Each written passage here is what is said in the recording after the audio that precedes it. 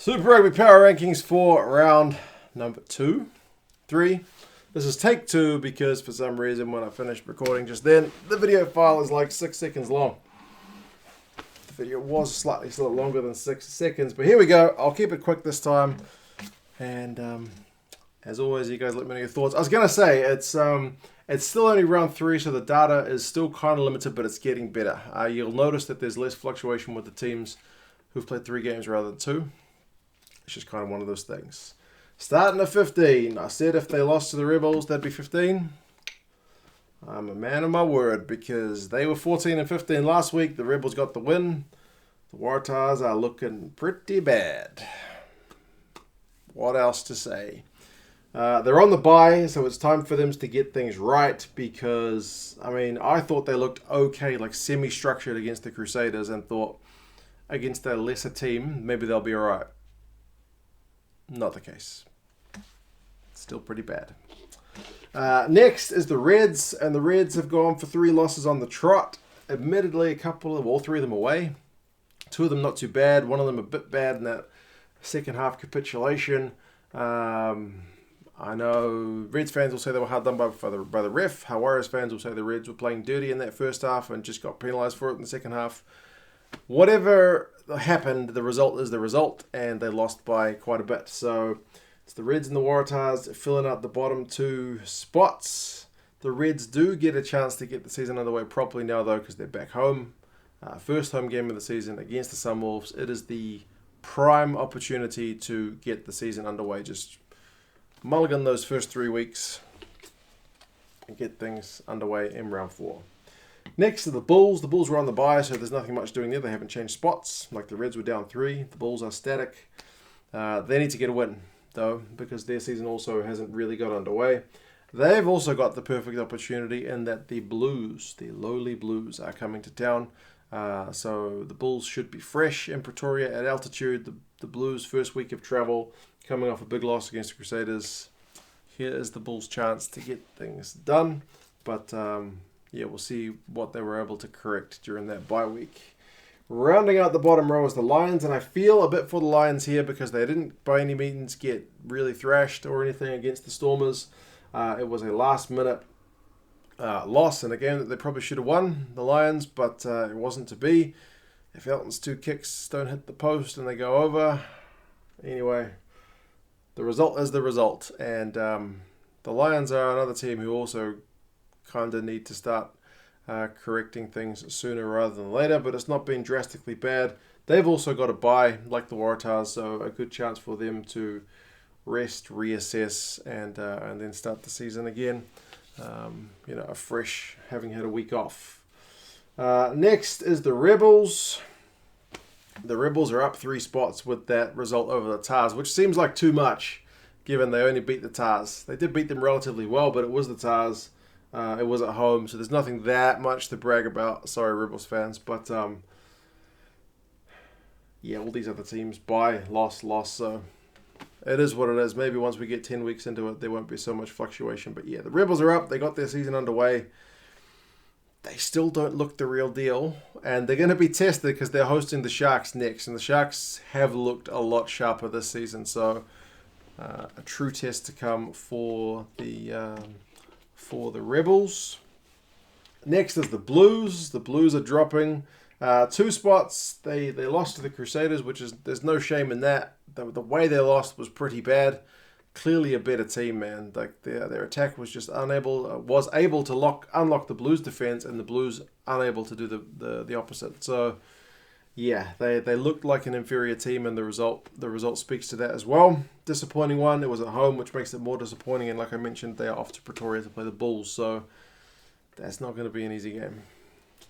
Next is the Sunwolves, who are perhaps slightly benefiting from the fact they've only got 2 results in the bank. So they're at a 50-50 record, which is about where they should fit on the schemes of the power rankings, I guess, if you're looking at just simple positives and negatives. But they got well beaten by the Chiefs. Chiefs look good, so again, you don't hold that against them for losing to the Chiefs. The margin would have been definitely a bit too much, especially at home, but 50-50 record. I'll leave them there for now. If they go away to the Reds and get beaten, they will drop further. But you never know, they might go and get an away win and start to look a wee bit better. Next, up 4 spots, another team with a 50-50 record is the Highlanders. Really lackluster in week 1. And week 2 wasn't for week 1 for them. It was actually week 3 this week. You know what I mean. They started a week later than everybody else. So in their second game, the Highlanders didn't look that much sharper, but they certainly got a better result. The game was ugly. I keep saying it was ugly because it was ugly, but the end was thrilling, and they got the job done. They managed the Brumbies well when they had a yellow card.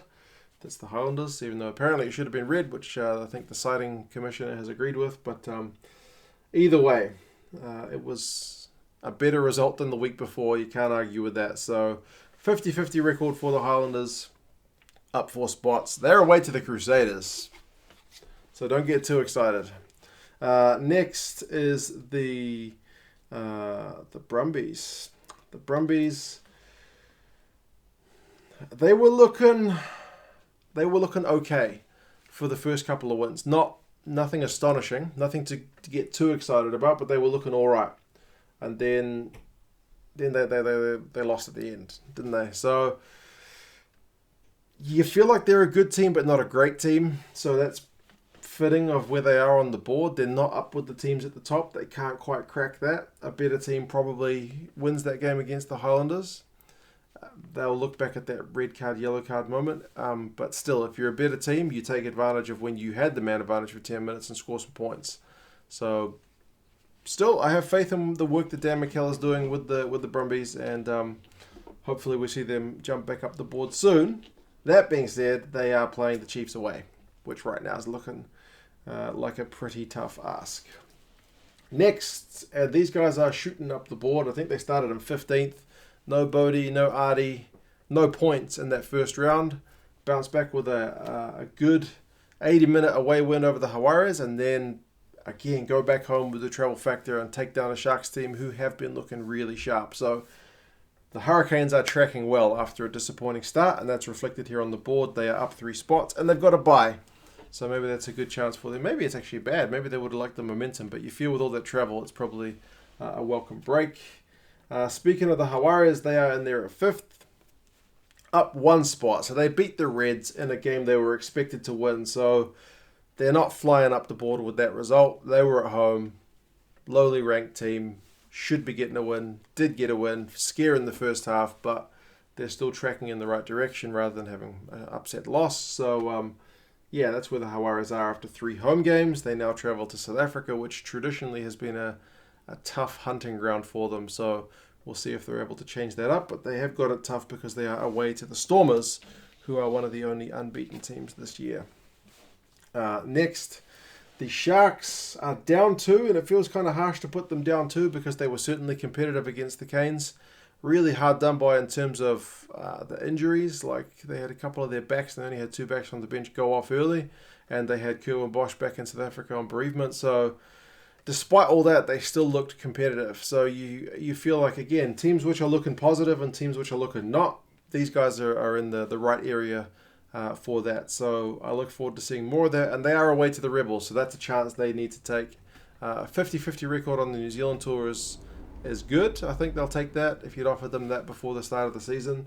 Their trip to Australia needs to be at least the same, if not 2 wins. We'll see.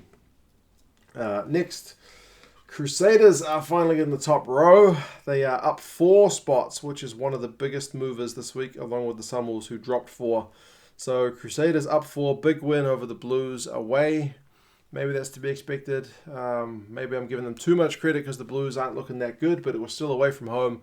It was dominant, and the Crusaders are looking the business. I need to update the magnet, but that's about it, man. The Crusaders are just looking like one of the top teams, even though they lost to the Chiefs the week before. You can't argue with that performance last week. Stormers are in there at number 2. They finally conceded some points, but they still got the result against the Lions. Probably, again, still not the finished article, but 3 wins from 3. The results are the results, and they are getting them at the moment. I mentioned the Highlanders are travelling to them this week, so that's going to be a test for them as well. But you feel like, as kind of predicted in terms of their squad having a lot of top guns in it, even if they've lost quite a few to injury, maybe that's going to be telling. So Hawaras and Stormers, the two teams favoured to do well in the South African Conference this year. They are clashing, and it's going to be a fascinating one. Finally, it's the Chiefs in the number 1 spot. No change for them. Stormers were up 1. Chiefs are the same as the week before. They'll host the Brumbies, and they are looking... I don't know. Is it the Gatlin factor? Is it Damian McKenzie being fit? Is it a combination of many things? Probably a combination of many things, but again, you can't argue with the results. The Chiefs are looking pretty solid, barring a sketchy first half against the Blues and a few missed tackles against the Sunwolves. They're looking really good. So they are one of the favourites for Super Rugby 2020 for a reason. That's the power rankings for 2020 season round number 3. Take 2. Drop us a like. 11-minute video. Second time around, that's 20 minutes. Give us a like, man. I appreciate it. But yeah, let me know your thoughts. There's a few who I think are pretty clearly the Waratahs and the Chiefs. I think are pretty clear where they should be at. Maybe a few of the other teams you could make an argument for being a bit higher or lower. But yeah, you guys let me know your thoughts, and I will talk to you again soon. See you later.